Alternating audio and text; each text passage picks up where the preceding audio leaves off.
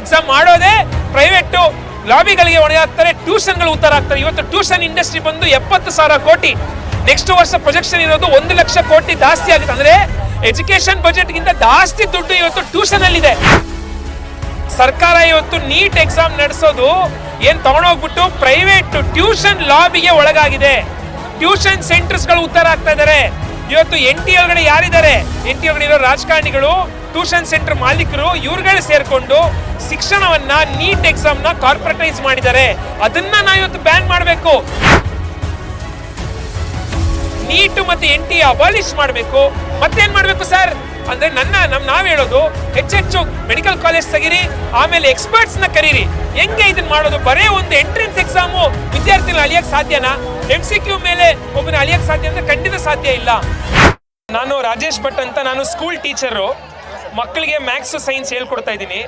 ಇವತ್ತೇನು ನಾವು ಇಡೀ ದೇಶದಲ್ಲಿ ಹೋರಾಟ ನೋಡ್ತಾ ಇದೀವಿ, ಇದು ಈ ದೇಶದಲ್ಲಿ ಇವತ್ತೇನು ಒಂದು ವೇದಿಕೆ ಸೃಷ್ಟಿಯಾಗಿದೆ. ಇದಕ್ಕೆ ನಾವು CJP ಇರ್ಬೋದು, ಸೋನಂ ಸರ್ ಇರ್ಬೋದು, ಇವ್ರಿಗೆ ನಾವು ಅಪ್ರಿಷಿಯೇಟ್ ಮಾಡ್ತಾನೆ.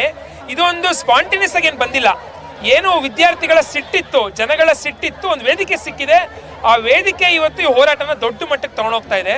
ಇವತ್ತು ಮೊದಲನೇದಾಗಿ ಧರ್ಮೇಂದ್ರ ಪ್ರಧಾನ್ ರೆಸಿಗ್ನೇಷನ್ ಕೊಡಬೇಕು, ಕರೆಕ್ಟು. ಅದೊಟ್ಟಿಗೆ ಅಕಾಮಡೇಟಿವಿಟಿ ಕೊಡಬೇಕು, ಕರೆಕ್ಟ್. ಅದೊಟ್ಟಿಗೆ ನಾವೆಲ್ಲರೂ ಯೋಚನೆ ಮಾಡಬೇಕಾಗಿರೋದು ನೀಟೇ ಒಂದು ದೊಡ್ಡ ಚೀಟು. ನೀಟ್ ಎಕ್ಸಾಮ್ ನೀಟಾಗಿ ನಡೆಯಲ್ಲ. ಯಾಕೆ ಅಂದರೆ ನೀಟನ್ನು ತಗೊಂಬಂದಿದ್ದು ಆಗಿನ ಕಾಂಗ್ರೆಸ್ ಸರ್ಕಾರ 2010ರಲ್ಲಿ. ಅದು ವಿರುದ್ಧ ಹೋರಾಟ ಬಂದಮೇಲೆ ವಾಪಸ್ ಮಾಡಿದ್ರು. ಆಮೇಲೆ ಮತ್ತೆ 2016ರಲ್ಲಿ ಇದೇ BJP ಸರ್ಕಾರ ನೀಟನ್ನು ಇಂಟ್ರೊಡ್ಯೂಸ್ ಮಾಡಿದ್ರು.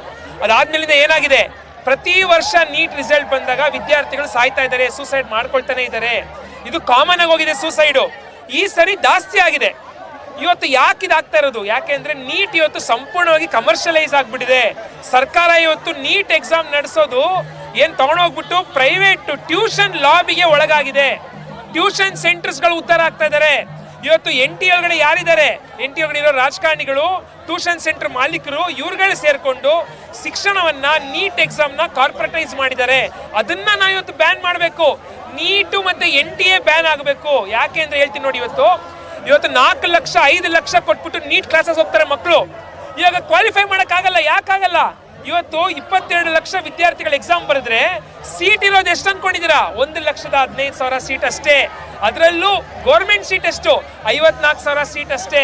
ಹಂಗಂದ್ರೆ ಓದೋರ್ಗೆ ಎಲ್ಲೂ ಸಿಗಲ್ಲ, ಎಲ್ಲ ಮಕ್ಳಿಗೂ ಸಿಗಲ್ಲ. ವಿದ್ಯಾರ್ಥಿಗಳು ತಪ್ಪಲ್ಲ, ಅದು ವಿದ್ಯಾರ್ಥಿಗಳಿಗೆ ಅರ್ಥ ಆಗಲ್ಲ, ಪೋಷಕರಿಗೆ ಅರ್ಥ ಆಗಲ್ಲ. ಸರ್ಕಾರಿ ಮೆಡಿಕಲ್ ಕಾಲೇಜ್ನ ಹೆಚ್ಚೆಚ್ಚು ತೆರಿಬೇಕು. ಸರ್ಕಾರ ತೆರಿತಾ ಇಲ್ಲ, ಪ್ರೈವೇಟ್ ತೆರಿತಾ ಇದ್ದಾರೆ. ಇವತ್ತು ಸರ್ಕಾರಿ ಕಾಲೇಜ್ಗಳನ್ನ ತೆರೆದ್ರೆ ಸೀಟ್ಗಳು ಜಾಸ್ತಿ ಆಗುತ್ತೆ, ನಮ್ಮ ಮಕ್ಕಳಿಗೆ ಸೀಟ್ ಸಿಗುತ್ತೆ. ಆದ್ರೆ ಇವತ್ತು ಏನ್ ಮಾಡಿದ್ದಾರೆ, ಅಲ್ಲೂ ಕೂಡ ದಂಧೆ, ಪ್ರೈವೇಟೈಸೇಷನ್ ಆಫ್ ಎಜುಕೇಶನ್ ಆಗ್ತಾ ಇದೆ. ಅದು ವಿರುದ್ಧ ಹೋರಾಟ ಆಗ್ಬೇಕಾಗುತ್ತೆ ಇವತ್ತು. ಅದೊಟ್ಟಿಗೆ ಸರ್ಕಾರಿ ಕಾಲೇಜ್ಗಳನ್ನ ಹೆಚ್ಚೆಚ್ಚು ಕಟ್ಟಬೇಕು ಕೇಂದ್ರ ಸರ್ಕಾರ. ನೀಟು ಮತ್ತೆ NT ಅಬಾಲಿಷ್ ಮಾಡಬೇಕು. ಮತ್ತೇನ್ ಮಾಡ್ಬೇಕು ಸರ್ ಅಂದ್ರೆ ನಾವ್ ಹೇಳೋದು ಹೆಚ್ಚೆಚ್ಚು ಮೆಡಿಕಲ್ ಕಾಲೇಜ್ ತೆಗೀರಿ, ಆಮೇಲೆ ಎಕ್ಸ್ಪರ್ಟ್ಸ್ ನ ಕರೀರಿ. ಹೆಂಗೆ ಇದನ್ನ ಮಾಡೋದು? ಬರೇ ಒಂದು ಎಂಟ್ರೆನ್ಸ್ ಎಕ್ಸಾಮು ವಿದ್ಯಾರ್ಥಿಗಳ ಅಳಿಯಕ್ ಸಾಧ್ಯನಾ? MCQ ಮೇಲೆ ಒಬ್ಬನ ಅಳಿಯಕ್ ಸಾಧ್ಯ ಅಂದ್ರೆ ಖಂಡಿತ ಸಾಧ್ಯ ಇಲ್ಲ. ಇವತ್ತು ಎಕ್ಸ್ಪರ್ಟ್ಸ್ ಎಲ್ಲ ಕೂತ್ಕೊಂಡು, ಎಜುಕೇಶನಿಸ್ಟ್ಗಳು ಕೂತ್ಕೊಂಡು, ಸ್ಟೇಕ್ ಹೋಲ್ಡರ್ಸ್ ಎಷ್ಟು ಜನ ಇದ್ದಾರೆ, ಒಪಿನಿಯನ್ ತಗೊಂಡು ಎಕ್ಸಾಮ್ ನ ರೂಪಣೆ ಮಾಡಬೇಕು ಹೊರತು ನ್ಯಾಷನಲ್ ಲೆವೆಲ್ ಎಕ್ಸಾಮು ಅದು ತಪ್ಪು. ನ್ಯಾಷನಲ್ ಲೆವೆಲ್ ಎಕ್ಸಾಮ್ ಮಾಡೋದೇ ಪ್ರೈವೇಟ್ ಲಾಬಿಗಳಿಗೆ ಹೊಣೆಯಾಗ್ತಾರೆ, ಟ್ಯೂಷನ್ಗಳು ಉತ್ತರ ಆಗ್ತಾರೆ. ಇವತ್ತು ಟ್ಯೂಷನ್ ಇಂಡಸ್ಟ್ರಿ ಬಂದು 70,000 ಕೋಟಿ, ನೆಕ್ಸ್ಟ್ ವರ್ಷ ಪ್ರೊಜೆಕ್ಷನ್ ಇರೋದು 1 ಲಕ್ಷ ಕೋಟಿ ಜಾಸ್ತಿ ಆಗುತ್ತೆ. ಅಂದ್ರೆ ಎಜುಕೇಶನ್ ಬಜೆಟ್ ಗಿಂತ ಜಾಸ್ತಿ ದುಡ್ಡು ಇವತ್ತು ಟ್ಯೂಷನ್ ಅಲ್ಲಿ ಇದೆ. ಅವರೆಲ್ಲ ಇವತ್ತು ಲಾಬಿ ಮಾಡ್ತಾರೆ.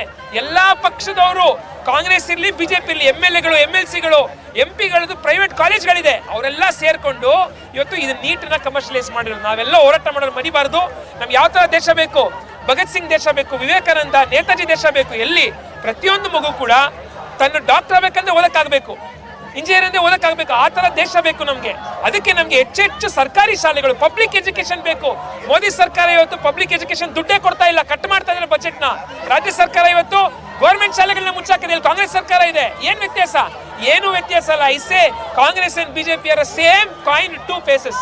ಅವರಿಬ್ರು ಹಠಾವ್ ಮಾಡಬೇಕು. ಅದೊಟ್ಟಿಗೆ ಈ ಹೋರಾಟ ಇವತ್ತೇನಾಗಿದೆ, ಮೊನ್ನೆ ಡೆಲ್ಲಿಯಲ್ಲಿ ಒಂದೊಂದು ಹನಿ ರಕ್ತ ನೆಲದ ಮೇಲೆ ಬಿದ್ದಿದೆ. ಇದಕ್ಕೆ ಸರ್ಕಾರ ಉತ್ತರ ಕೊಡಬೇಕು. ಇತಿಹಾಸ ಕೇಳುತ್ತೆ. ಇವತ್ತು ಇವ್ರಿಗೆ ಕಪಾಲು ಕೊಡದಂಗೆ ಕೇಂದ್ರ ಸರ್ಕಾರ ಕಪಾಲು ಕೊಡಿತಿದ್ದಾರೆ ವಿದ್ಯಾರ್ಥಿಗಳು. ಇವತ್ತು ಇಲ್ಲಿ ಮಾತ್ರ ಅಲ್ಲ, ದೇಶದೆಲ್ಲೆಡೆ. ಇವತ್ತು ನೋಡಿ, ಇಲ್ಲೇ ನೋಡಿ, ನಾವೆಲ್ಲ B ಟೀಮ್ ಅಂತ ಕರೆದು Dharmendra Pradhan B team of terrorist ಅಂತ. ಚಿಕ್ಕ ಮಕ್ಕಳಿದ್ದಾರೆ ಟೆರರಿಸ್ಟಾ?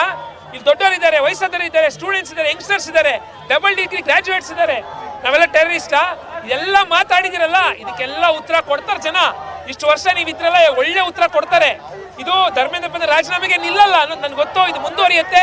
ಈ ಸರ್ಕಾರ ಜನವಿರೋಧಿ ಸರ್ಕಾರ ಹೋಗೋರ್ಗು ಹೋರಾಟ ಮುಂದುವರಿಯುತ್ತೆ. ಆಮೇಲೆ ಈ ಡೆಮೋಕ್ರಸಿ ಹಬ್ಬ ಏನಿದೆ ಈ ದೇಶದಲ್ಲಿ ಪ್ರತಿ ವರ್ಷ ಆಗಬೇಕು. ಹೋರಾಟಗಳು ಮಾಡಿದಾಗಲೇ ಡೆಮೋಕ್ರಸಿ ಉಳಕ್ ಸಾಧ್ಯ ಅಂತ ನಾನು ಹೇಳಕ್ ಥ್ಯಾಂಕ್ ಯು.